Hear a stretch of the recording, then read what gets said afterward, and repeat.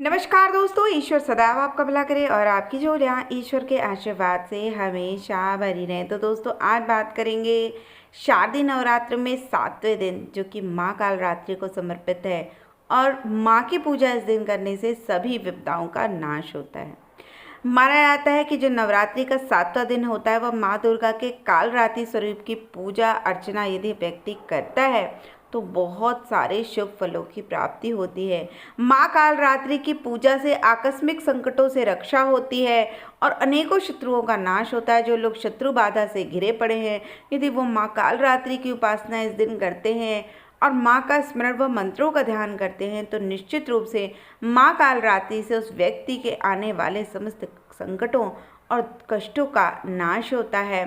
माँ कालरात्रि ही वो देवी हैं जिन्होंने मधु कैटव जैसे असुर का वध किया।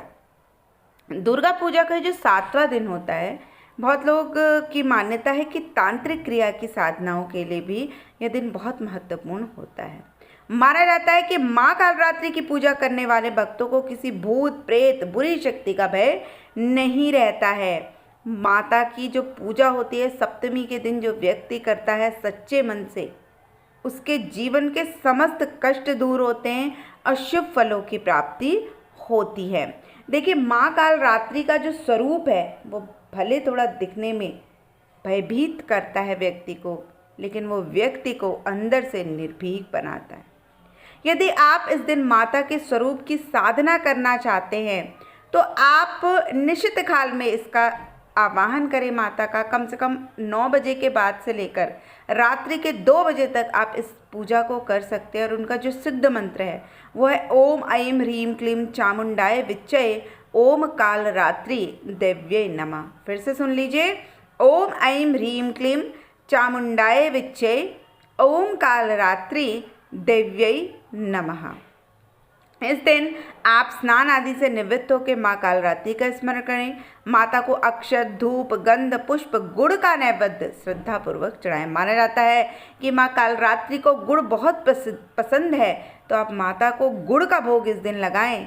और माँ कालरात्रि के यदि प्रिय पुष्प की बात की जाए तो माता रानी को रात रानी का जो पुष्प है वो बहुत प्रसन्न है। यदि आप इस फूल को माता को अर्पित करते हैं और माँ कालरात्रि के जो मंत्र हैं जो मैंने अभी बताया आपको, यदि आप उसका जाप करते हैं तो निश्चित रूप से आपको अद्वितीय लाभ मिलता है। शारीरिक कष्टों से मुक्ति मिलती है। जो लोग आपके शत्रु हैं, शत्रु बाधा से मुक्ति मिलती है। निश्चित रूप से आप इस दिन शत्रु बाधा को दूर करने के लिए, भय को दूर करने के लिए, निर्भीकता बढ़ाने के लिए, रोगों को दूर करने के लिए माँ कालरात्रि का जो महामंत्र है ओम ऐं ह्रीं क्लीं चामुंडाय विच्चये ओम कालरात्रि देव्यै नमः का जप अवश्य ही करें और कम से कम 11 माला ज़रूर करें। और इसका दशांश आप हवन करते हैं तो बहुत अद्भुत लाभ आपको देखने को मिलेगा। देखिए, मैंने आपको पहले भी बताया कि माँ को गुड़ का भोग बहुत पसंद है। अब माना जाता है कि इस दिन आप माँ को भोग चढ़ाने के बाद कुछ मीठे का दान यदि आप गरीबों को, ब्राह्मणों को करते हैं तो आपको इसका बहुत ज़्यादा लाभ मिलता है। यदि बात की जाए कि जो लोग कुंडली जागरण करना चाहते हैं और इसकी साधना में लगे रहते हैं, तो महासप्तमी के दिन सहस्त्रार चक्र का भेदन करते हैं। और देवी की पूजा के लिए इस दिन शिव और ब्रह्मा जी की पूजा भी करना जरूरी होता है। देखिए, माता का जो ये रूप होता है बहुत शुभकारी होता है। मानते हैं कि जब कालरात्रि माँ सांस लेती है, छोड़ती हैं, तो अग्नि की ज्वाला निकलती है। जब माँ कालरात्रि अपने नाक से सांस लेती है, छोड़ती है, तो आग की भयंकर लपटें निकलती दिखाई देती हैं। माँ कालरात्रि का वाहन जो है वो गधा अर्थात गर्दभ है। इस देवी के दाएं हाथ हमेशा ऊपर की ओर उठे रहते हैं और ये इंगित करते हैं कि माँ सभी को आशीर्वाद दे रही हैं। माँ कालरात्रि के निचले हाथ की मुद्रा भक्तों के भय को दूर करने वाली है, जबकि उनका बायां हाथ में लोहे से बना एक कांटे जैसा अस्त्र है और निचले बाएं हाथ में कटार है। देखिए, नवरात्रि का जो महासप्तमी का दिन होता है बहुत ही विशेष होता है। आप इस दिन माँ कालरात्रि के एक दूसरे मंत्र का भी जप कर सकते हैं और वो ये है कि या देवी सर्वभूतेषु माँ कालरात्रि रूपेण संस्थिता नमस्तस्यै नमस्तस्यै नमस्तस्यै नमो नमः। अद्भुत मंत्र है। इस मंत्र का भी आप कम से कम 11 माला जाप करें, आपको बहुत ज़्यादा लाभ मिलेगा।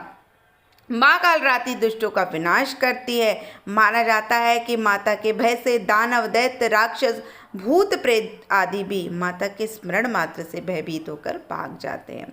अनेकों लोग जो लोग ग्रह बाधाओं से पीड़ित हैं, जैसे शनि ग्रह की पीड़ा से, साढ़े साती से, राहु केतु की पीड़ा से, माँ कालरात्रि की उपासना करें।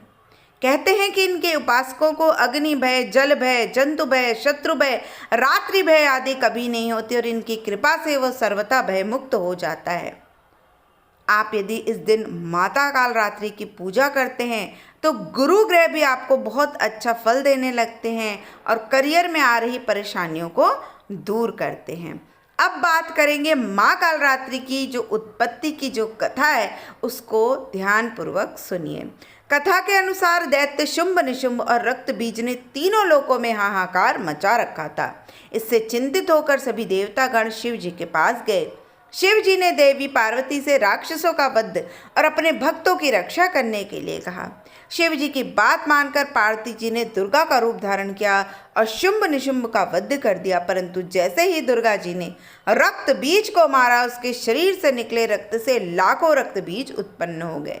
इसे देखकर दुर्गा जी ने अपने तेज से कालरात्रि को उत्पन्न किया और उसके बाद जब दुर्गा जी ने रक्त बीज को मारा तो उसके शरीर से निकलने वाले रक्त को कालरात्रि ने अपने मुंह में भर लिया और सबका गला काटते हुए रक्त बीज का वध कर दिया।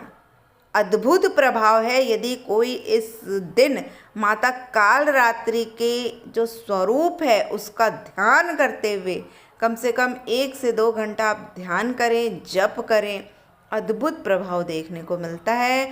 बहुत लोग जो लोग ज्ञान के पिपासु हैं, माना जाता है कि 7वें दिन यदि आप माता सरस्वती का भी आवाहन करते हैं, अद्भुत लाभ मिलता है।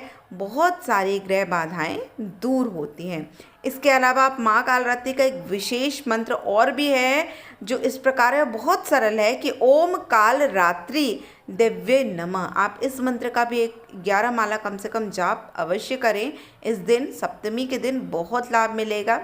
माता को आप कह सकते हैं हल्का नीला, ग्रे कलर बहुत पसंद होता है, तो इस दिन आप माँ को किसी इस रंग के कोई वस्त्र या साड़ी या कोई भी वस्त्र आप उसका माता को आप चढ़ा सकते हैं। इसके अलावा आप प्रसाद रूप में उड़द दाल का बना हुआ बड़ा, दही व शहद से बना हुआ मधुपाक को माँ को अर्पित करके लोगों में बांटे। निश्चित रूप से आपकी बहुत सारी ग्रह बाधाएं, विपत्तियां, संकटों का नाश होता है। माँ कालरात्रि की कृपा से व्यक्ति को अभय मिलता है और व्यक्ति अनेक प्रकार के कष्टों से मुक्त हो जाता है। तो दोस्तों, आशा करती हूँ आपको हमारी आज की दी हुई जानकारी पसंद आई होगी। ऐसे ही रोचक जानकारियों के लिए कृपया आप हमारे चैनल को लाइक करें, सब्सक्राइब करें और शेयर करना ना भूलें। फिर मिलते हैं, तब तक के लिए नमस्कार।